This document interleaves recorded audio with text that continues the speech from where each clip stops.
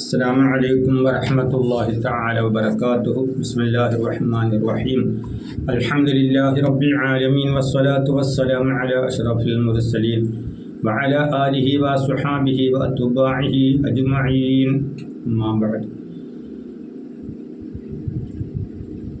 നമ്മുടെ മാതാവ് 10 മക്കളെ അല്ലെങ്കിൽ 12 മക്കളെ പ്രസവിച്ചു. ആ 12 മക്കൾക്കും അല്ലാഹു തആല ആയുസ് തന്നിട്ടുണ്ടെങ്കിൽ ആ 12 മക്കളെയും ആ മാതാവ് ഒരേപോലെ വളർത്തി വലുതാക്കി സംരക്ഷിക്കുന്നുണ്ട്.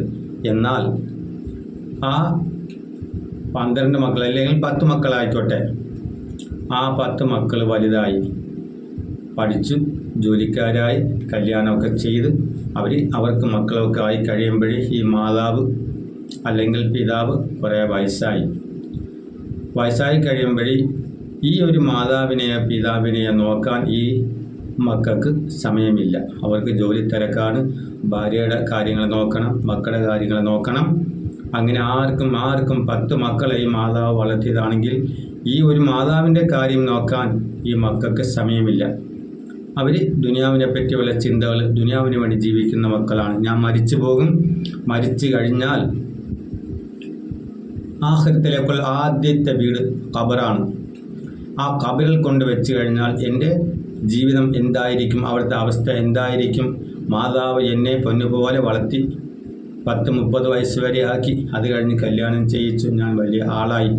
അങ്ങനെയുള്ള ആ മാതാവിനെ വൃദ്ധസദനത്തിലോ അല്ലെങ്കിൽ മറ്റെവിടെയെങ്കിലും കൊണ്ടാക്കിയിട്ട് മക്കളുടെ ജീവിതം നോക്കും. എനിക്ക് മരണമുണ്ടെന്നോ, മരണത്തിന് ശേഷം ഒരു ജീവിതമുണ്ടെന്നോ, ഖബറുണ്ടെന്നോ ഉള്ള ചിന്ത ആ മക്കൾക്കില്ല. നമ്മൾ മരിച്ചു കഴിഞ്ഞാൽ ആദ്യത്തെ വീട് ഖബറാണ്. ആ ഖബറിൽ നിന്നും നമ്മൾ രക്ഷപ്പെട്ട് കഴിഞ്ഞാൽ ഇൻഷാ അല്ലാഹ് ബാക്കി എല്ലാ കാര്യങ്ങളും നമുക്ക് എളുപ്പമാണ്.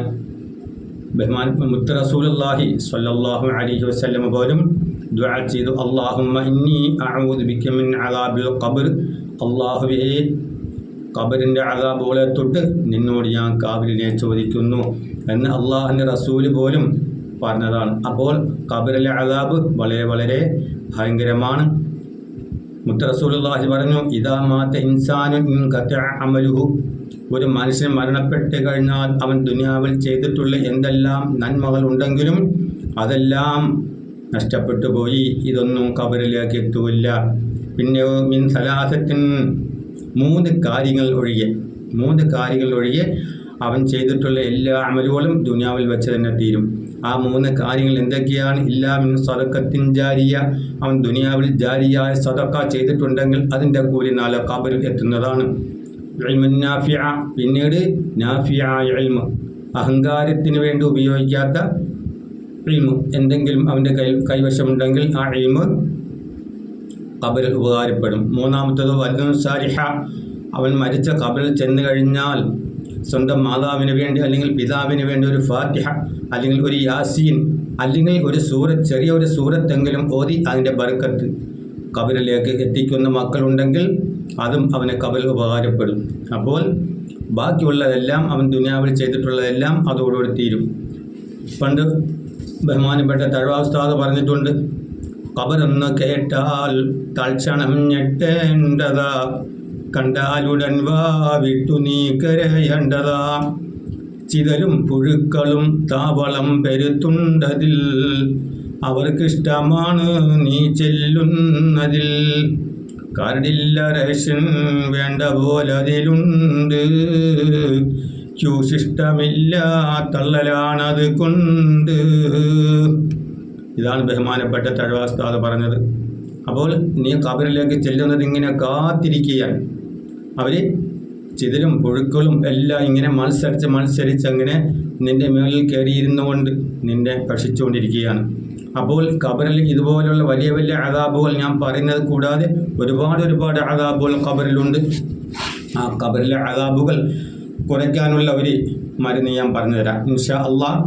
പരിശുദ്ധ ഖുർആനിലെ സൂറത്തുൽ മുൽക്ക്, തബാറക്കല്ലദീ ബിയദിഹിൽ മുൽക്ക് എന്ന സൂറത്ത് ഒരൊറ്റ ദിവസം പോലും മുടങ്ങാതെ ആരെങ്കിലും പാരായണം ചെയ്താൽ അല്ലാഹു സുബ്ഹാനഹു വ തആല പരിശുദ്ധ ഖുർആനിലെ ഹക്ക് കൊണ്ട് ഖബറിൽ അവന് വിചാരണ ഇല്ലാതെ അല്ലെങ്കിൽ ആ ഖബർ വന്ന് അവനെ എടുക്കാതെ അവൻ്റെ വാരിയല്ലുകൾ കൂട്ടി യോജിപ്പിക്കാത്ത ഒരവസ്ഥ അവനുണ്ടാകും. ഖബറിൽ അവന് സന്തോഷമായി ആ ഖബറിലെ ജീവിതം സന്തോഷമായിരിക്കും. യാതൊരു വിചാരണയോ ബുദ്ധിമുട്ടുകളോ ഒരു കഷ്ടപ്പാടുകളോ ഖബറിൽ ഉണ്ടാവുകയില്ല.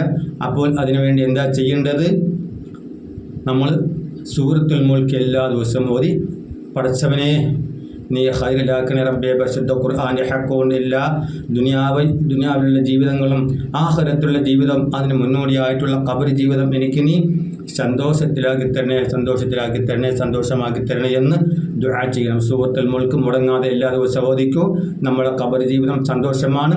അല്ലാഹു സുബ്ഹാനഹു വ തആല ഖബർ ജീവിതം സന്തോഷമായി നല്ല രീതിയിൽ ആഖിറത്തിലേക്ക് പോകാൻ തൗഫീഖ് ചെയ്യുമാറാകട്ടെ. വാഖിറു ദഅവാന അൽഹംദുലില്ലാഹി റബ്ബിൽ ആലമീൻ. അസ്സലാമു അലൈക്കും വറഹ്മത്തുള്ളാഹി തആല വബറകാതുഹു.